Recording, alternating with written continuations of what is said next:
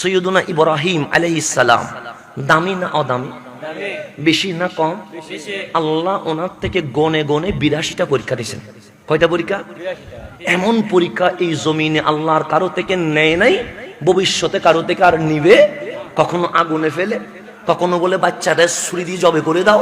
এরকম করতে করতে কয়টা নিলেন? 82টা।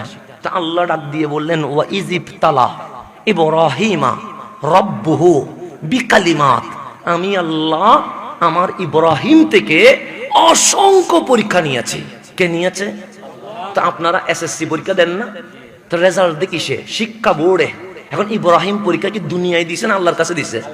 রেজাল্ট দিবে কে? আল্লাহ। এখন আল্লাহ ইব্রাহিম যে পরীক্ষা দিল, রেজাল্ট কি? এ মাইনাস? আল্লাহ বলে না। A grade? আল্লাহ বলে না। এ প্লাস? আল্লাহ বলে না। Golden A plus? আল্লাহ বলে না। গোল্ডেন মানে সব বিষয়ে 80 পাওয়া। তো ইব্রাহিমের রেজাল্ট কি?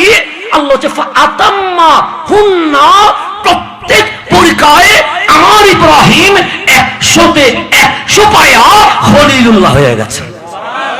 কততে কত পাইছে? 99 পাই নাই। তো 100তে 100 পাওয়ার পর আল্লাহ বলেন, খলিল আমি তো পরীক্ষা না নিলেও পারতাম। খলিল বলে, এটা আমি জানি না, আমার মাওলা যা চাইবে আমি তাই করব। কেন নিবে, কি নিবে, এটা আমার দরকার। তা আল্লাহ বলে, কেন পরীক্ষা নিয়েছি জানো? কেন? আমার কাবা যেটা আছে, ঘর যেটা আছে বাইতুল্লাহ, সেটা একটু ভেঙে গেছে, আমি এটাতে কারো হাত লাগাইতে দেই না। তোমাকে পরীক্ষা নিয়েছি এই কারণে, আমার ঘর সুন্দরভাবে সংস্কার করার দায়িত্ব আমি আল্লাহ ইব্রাহিম খলিলুল্লাহ তার ছেলে ইসমাইল জবিহুল্লাহকে দিয়ে দিলাম। বাবা হচ্ছে ইঞ্জিনিয়ার আর ছেলে হচ্ছে সহযোগী। এখন দুইজনে এসে খানাইয়ে কাবা সম্পূর্ণ দেখলেন। দেখলেন দেওয়াল ভেঙে গেছে, দেখলেন জীর্ণশীর্ণ হয়ে গেছে। এখন খলিল যেহেতু উনি বড় ইঞ্জিনিয়ার, উনি আল্লাহর ঘর সুন্দর করে ড্রয়িং করলেন।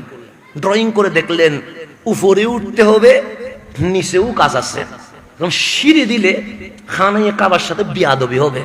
একটা বিশাল পাথর নিয়ে আসলেন, যেই পাথরটা এখনো আছে খানাইয়ে বা কাবা বরাবর, যেটার নাম মাকাম ইব্রাহিম। যেটার নাম কি? এই মাকাম ইব্রাহিমের কথা কোরআনে আছে, আমি বলি নাই।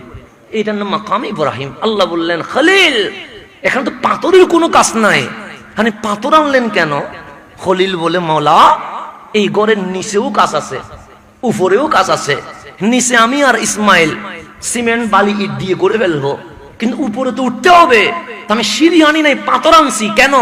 পাথরে আমি উঠবো আর ইসমাইল আমাকে বালি সিমেন্ট পানি ইট দিয়ে সহযোগিতা করবে। তো আল্লাহ বলে, একবার উঠবেন একবার নামবেন, এত ঝামেলা করার কি আছে? আমি এই পাথরটাকে লিফট বানিয়ে দিলাম। যখন উপরে ওঠা দরকার পাথর অটোমেটিক উপরে উঠে যাবে, যখন নিচে নামা দরকার পাথর অটোমেটিক নিচে নেমে যাবে।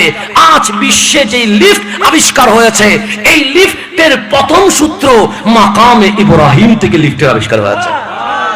এটা উপরে ওটা বিজ্ঞান এখান থেকে আসছে আর কি। মাকাম ইব্রাহিম থেকে লিফটের আবিষ্কার, সিঁড়ির আবিষ্কার, এগুলো সবগুলো কোত্থেকে আসছে? কোরআনের বাইরে বিজ্ঞান নাই। আপনারা মাঝে মাঝে মনে করেন বিজ্ঞান মনে হয় অন্য কিছু মনে হয় না, কোরআন থেকেই বিজ্ঞান। বিজ্ঞান আলাদা কোনো জিনিস নয়, কোরআন থেকে বিজ্ঞান। এখন এই মাকাম ইব্রাহিম আল্লাহ বললেন এটা উপরে উঠবে নিচে নামবে, আপনার কোনো টেনশন নাই।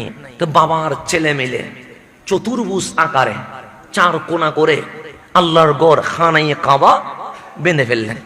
সুন্দর করে জমজমের পানি দিয়ে ধুয়ে ফেললেন, ধুয়ে কালো গিলাপ চড়িয়ে দিলেন। খানাইয়ে কাবার গিলাপ সাদা না কালা? এটা আজকের জামানা না, এটা আগে থেকে চলছে। খলিলুল্লাহ খানাইয়ে কাবাকে দিলেন কালো গিলাপ দিলেন। সব কাজ যখন শেষ, 2টা হাত তুলে বললেন, ইয়া রব্বানা, মালিক আমার, আমি ইব্রাহিম এবং আমার ছেলে ইসমাইল আমরা 2 জনে মিলে তোমার ঘর চতুর্ভুজ আকার করে তোমার ঘর সাজালাম, তোমার কেমন লাগলো? মালিক বলে, বড় সুন্দর লাগছে, আমি রাজি হয়ে গেছি। এখন কাজ আছে না শেষ? আর কোন কাজ আছে? পাথর থেকে খলিল নেমে যায়। আল্লাহ বলে, এত তাড়াহুড়া কিসের? খলিল বলে, মালিক কাজ তো শেষ, আজানও হয়ে গেছে, তো আমাদের তার কাজ নাই, চলে যাচ্ছি। আল্লাহ বলেন, কাবার কাজ করেছো, পুরস্কার নিবা না, প্রতিদান নিবা না? খলিল বলে, পরে দিলে চলবে। আল্লাহ বলে, পরে না, আমার গড়ের পুরস্কার আমি নগদে দিব। খলিল বলে মালিক আজকে দিয়ে দিবা? এখন দিব, এখন। আল্লাহ বলে খলিল দুনিয়ার বাদশাহী সুলাইমান আলাইহিস সালামের মতো দিয়ে দিব। খলিল বলে লাগবে না। জান্নাতের সালতানাত দিব। খলিল বলে লাগবে না। আল্লাহ বলে দুনিয়াও নিলা না, জান্নাতের বাদশাহীও নিলা না, তো নিবা কি? খলিল বলে মওলা কাবার পুরস্কার দিবা, আমারে বলতে দাও না। আল্লাহ বলে তুমি বলবা? হ্যাঁ। আল্লাহ বলে সুযোগ দিলাম, বলো। খলিল বলে জান্নাতের চেয়ে দামি জিনিস চাইবো। আল্লাহ বলে তাও দিব। দুনিয়ার চেয়ে দামি জিনিস চাইবো। আল্লাহ বলে তাও দিব। কোন শর্ত নাই। খলিল চাইতে দেরি, মাওলা দিতে দেরি করবে না। খলিল বলে ইসমাইল মালিকের সাথে আমার ওয়াদা হয়েছে, আমি যা চাইবো তাই দিবে, তুমি কিছু বলবা না। আমি দোয়া করব, তুমি আমিন বলবা। ওই খানায়ে কাবার সামনে মাকামে ইব্রাহিমের উপর দাঁড়িয়ে খলিল বলছেন, মাওলা এই খানায়ে কাবার পুরস্কার হিসেবে দুনিয়ার বাদশাহী দিও না, জান্নাতের বাদশাহী দিও না। কোরআন বলে কি চাইছে জানো? আমরা বললাম কি চেয়েছে?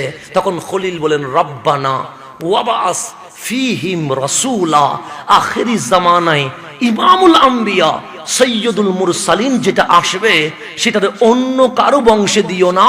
খানায়ে কাবার বদলায় আমি ইব্রাহিম এবং ইসমাইলের বংশে দিয়ে দাও। এই মিলাদুন নবী দেখেন, মিলাদুন নবী দেখেন, খলিল নবীর মিলাদ কামনা করেছেন।